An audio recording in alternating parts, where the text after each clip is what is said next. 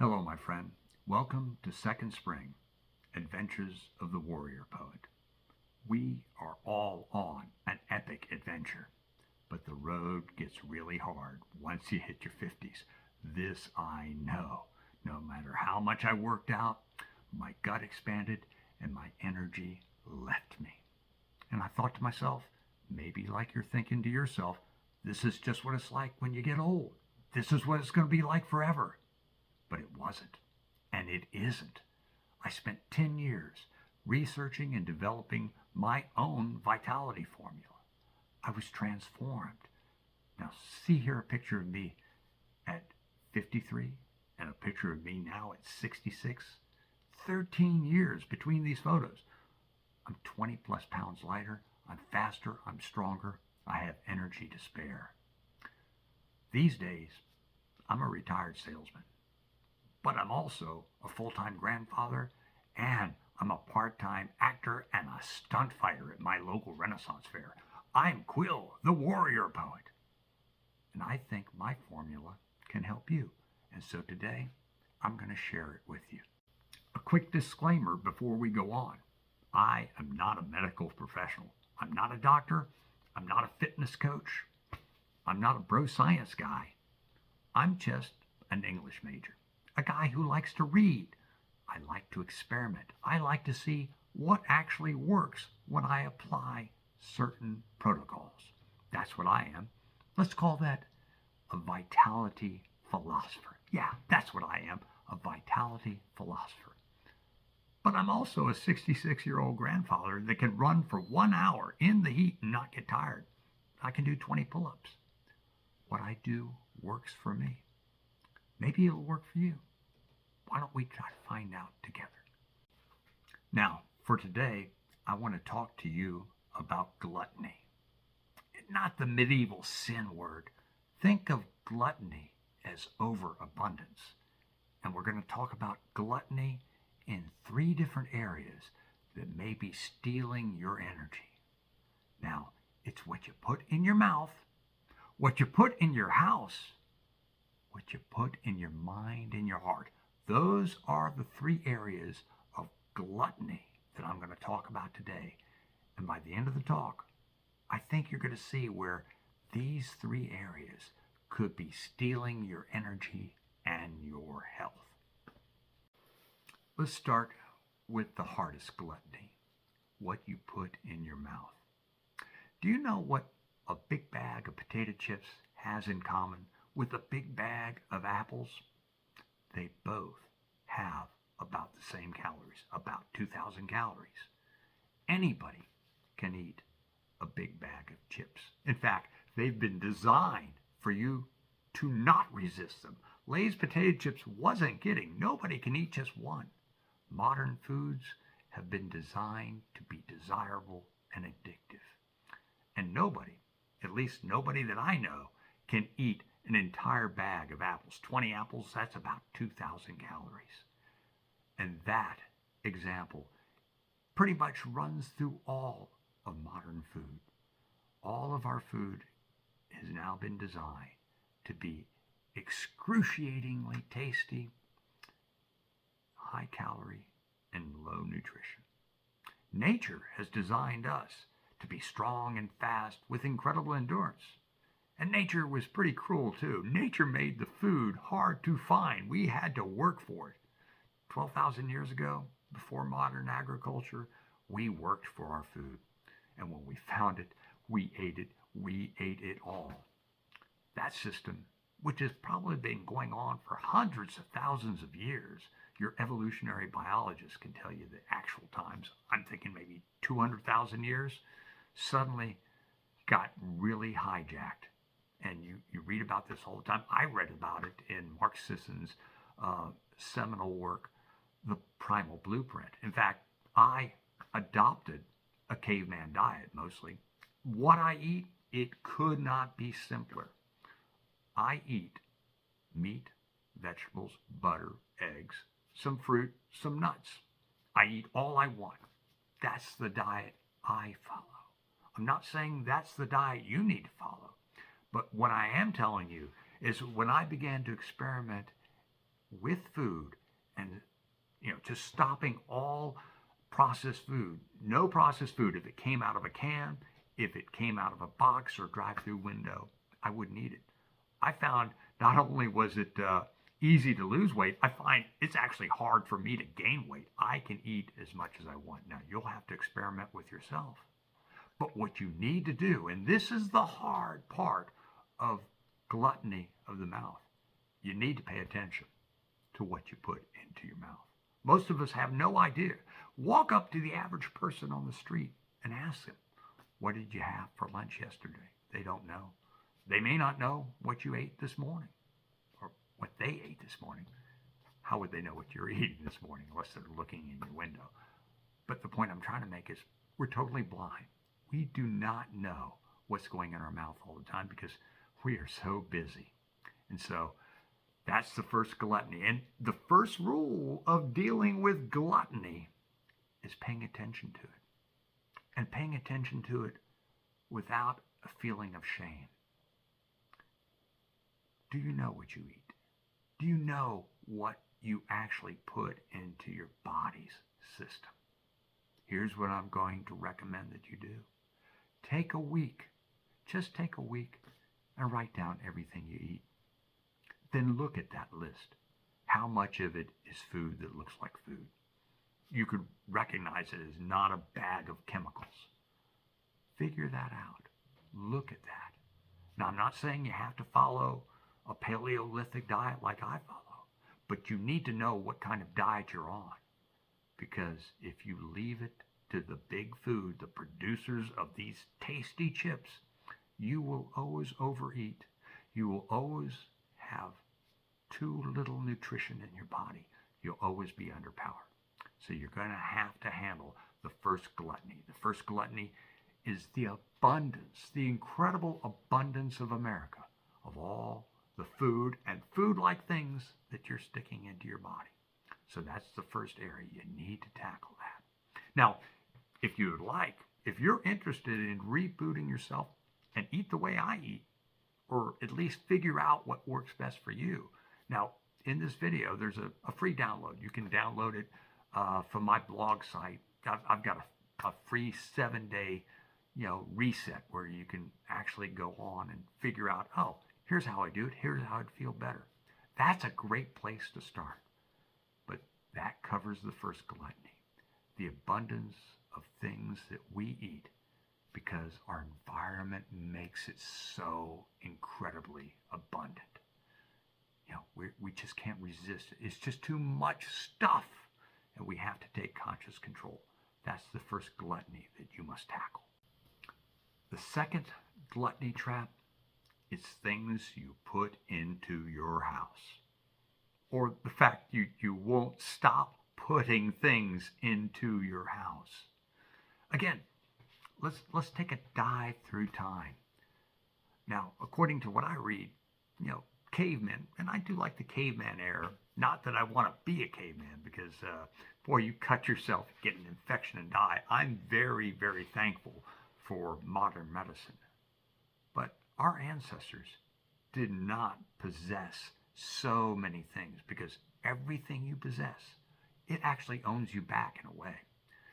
Cavemen, they may have had 20 or 30 items, tools that they would carry, something to hunt with, something to clean food, some tool to help them carry their baskets. Now compare that to modern man. Estimates by experts say that the typical person, the typical middle-class person, owns at least 10,000 items. 10,000 items. And it crowds every part of our house and our basement. I'm down in my basement. You can see some of my stuff behind me. I love books. I love action figures. And I've been told I got to quit collecting so many books and so many action figures. Yeah, I've been told that by my best friend and my wife. And she's right. So I'm kind of cutting back all my possessions. And you have to do that.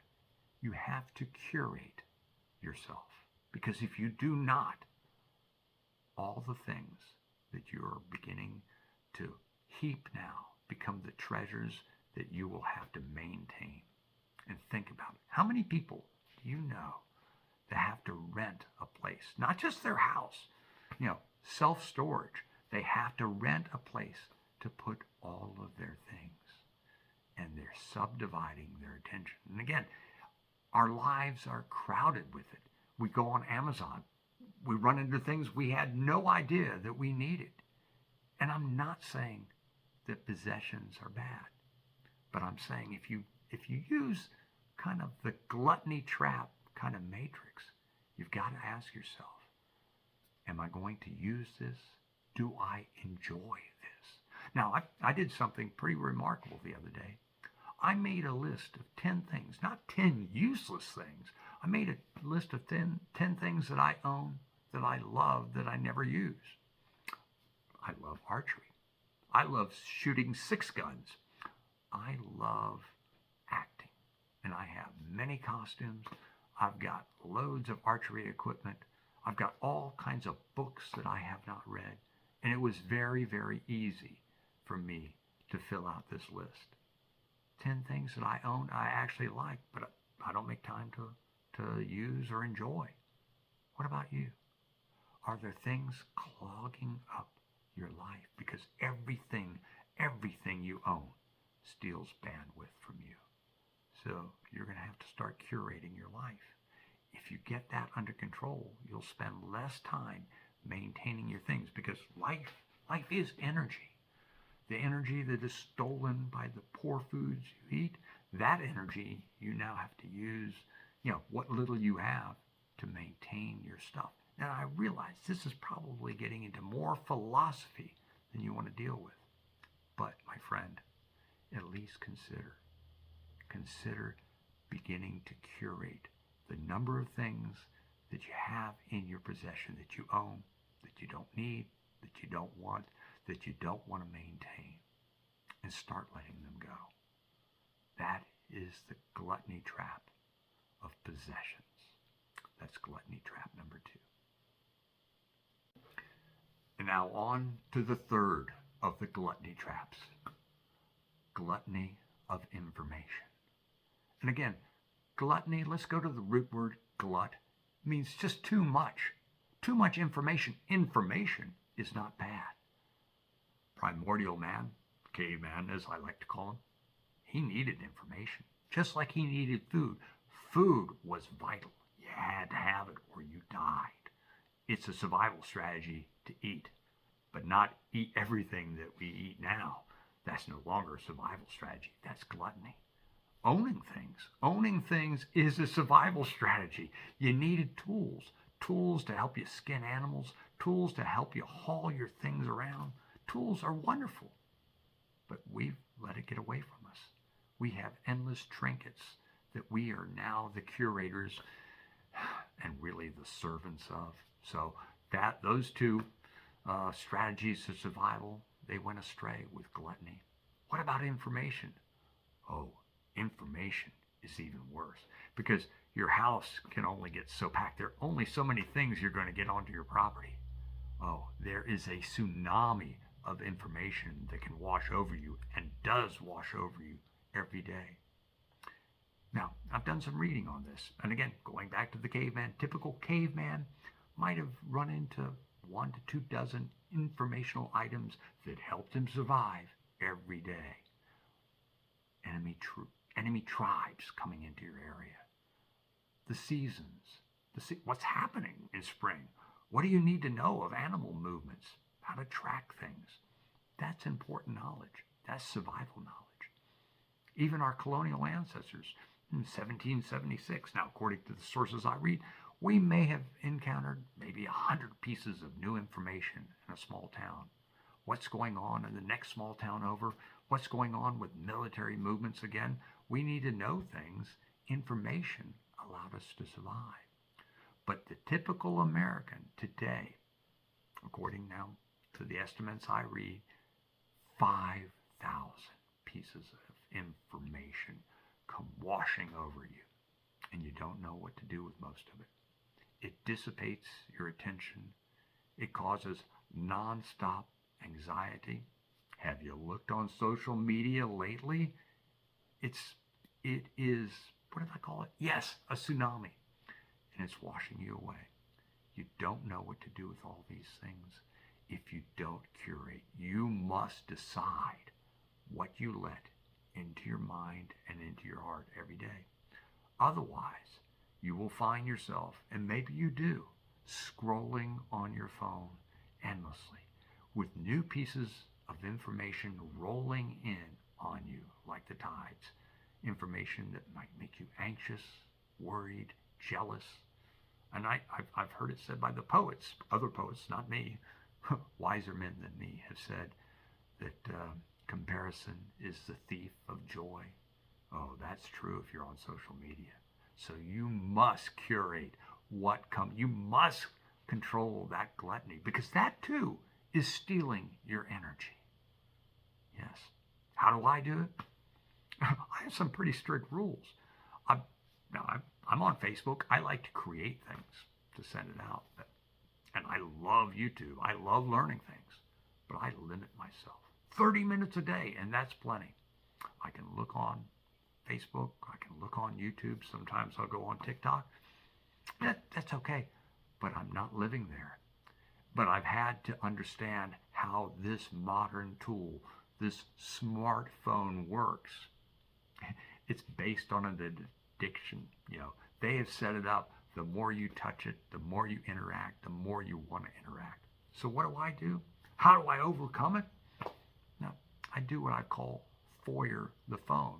Yeah, that's what I do. I heard about that on, I believe it was Cal Newport on his podcast. Foyer your phone, meaning put it in the foyer. When I'm with my family, when I'm sitting with my wife at dinner time, when I'm playing with my granddaughters, I don't have the phone in my back pocket. I don't have it in my hand. If I need to go look up something, I go over to where I keep it, right in the bill basket, right in my foyer, and I pick it up. It is not my companion. It's not my lover. I don't hold it in my hands all the time. And I know I'm sounding like, oh my God, I do sound like a boomer. Yeah, I'm some old boomer telling you to put down your smartphone. Oh my God, us boomers, we're the worst. And that's why I had to overcome it. Because I don't need to constantly be letting that information flow over me. Because I can't do anything with it. Where do I get my information from? I've got an incredible classic library behind me. All the great minds of the world. Most of it I picked up at Goodwill for pennies. Yeah, I've got an incredible library. It costs me almost nothing. So in the mornings, I read classic literature. I read my Bible. And I go online and pick up a few things so I know what's happening in the world, basically. But mostly, I want to have agency. And agency in my mind and my heart means not letting it constantly be awash in the latest news that has got everybody's attention. Or the latest sort of news, whatever is going on Facebook now. Whatever AI has created, I don't need to consume it. I don't need to eat it. Just like I don't need to eat cereal, Captain Crunch with your lovely Crunch Berries. I don't need to eat you. I eat food that looks like food. I don't need to own things just because they're nice and they look flashy. No, I have the possessions I want. I've curated that. I have the information I want. I've curated that. Those three things together. Curation. Yeah, that's the cure to the three gluttonies of modern man. I hope this has helped you a little bit. This is kind of the foundational part of my vitality philosophy. Now, there's a lot more to this. I certainly, in other videos I'm going to talk about the workouts I do, because I do some really, really hard, fun workouts. Exercise, that's totally part of what I do. Meditation, I love meditation. I've got incredible protocols that I've created for meditation. But today, I wanted to share with you what I thought were the three things that were stealing energy. So, yeah, I hope this helped you today. Let me know if it did. Thank you. Thank you for listening. And if you want to read, actually start getting into my vitality, my vitality philosophy. You can see the link here. Warrior Poet Vitality.